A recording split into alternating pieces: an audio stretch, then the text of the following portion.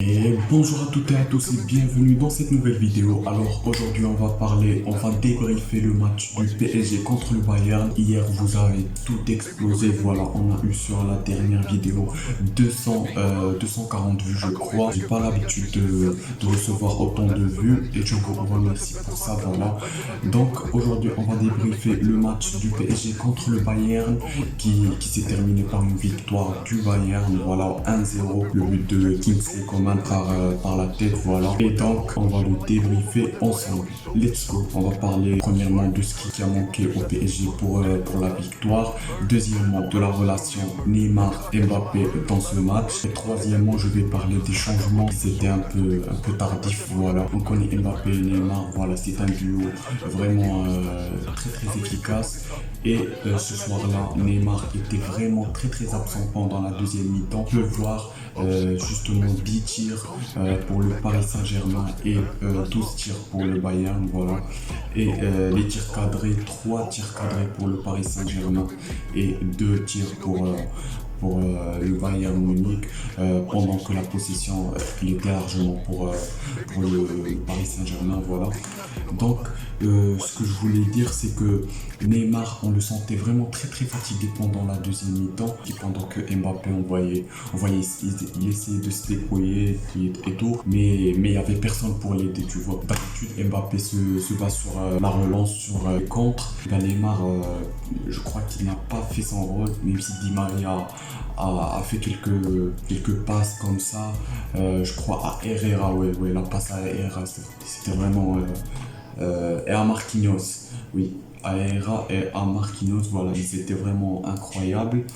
Ce que je retiens du match de Neymar, parce qu'il n'a pas vraiment fait un gros match, ce que je retiens, c'est sa frappe contre Neuer et il la retente après. Neuer fait deux arrêts incroyables, voilà. Je sens que l'attaque dans ce match n'a pas été au rendez-vous, pendant qu'on a vu un grand match de Kehrer, de Kimpembe, de Bernat qui voulait mouiller le maillot, Paredes notamment, il s'est un peu enflammé, voilà, sur les fautes sur Neymar. Neymar, c'était vraiment le point manquant dans cette rencontre. Et quand t'as un joueur, quand t'as ton joueur clé de l'équipe qui fait pas son grand match, il te reste pas grand chose à attendre, et surtout dans l'attaque. Et aussi les gars, pour revenir sur le point des changements, voilà, je sais pas pourquoi Tourelle, voilà, il s'est attardé vraiment sur les changements.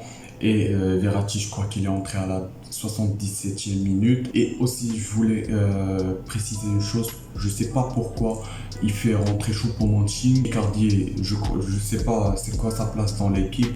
Voilà, il avait prouvé sa place, il marquait et tout. Je sais pas pourquoi il s'aventure avec Choupo. On sait que Choupo, voilà, certes il fait des bons trucs, mais dans ce match il n'avait pas clairement ça. Il fait son truc, mais dans les petits matchs, hein, contre l'Atlanta on peut dire que ça passe, contre Leipzig on peut dire que ça passe, mais à un moment le mec il n'a pas l'habitude de jouer les grands matchs par rapport à Icardi qui sait comment ça se déroule. On peut pas mettre les deux, tu vois, on peut pas mettre Choupo-Moting et Icardi dans le même niveau, voilà. Donc pour débriefer tout ça, je sais que le PSG nous a clairement très déçus, voilà, avec le Neymar là. Il n'a pas fait son grand match quand même, c'est une première dans l'histoire de ce club, mais je suis sûr que ce soir-là Paris a construit quelque chose. Ils ont certes pas gagné la coupe, mais ils ont construit quelque chose de très fort. Il ne faut pas tout raser, voilà, il ne faut pas tout raser. C'est pas parce qu'on a perdu que l'équipe qu'on doit vendre des joueurs, qu'on doit reconstruire l'équipe de nouveau, c'est pas ça.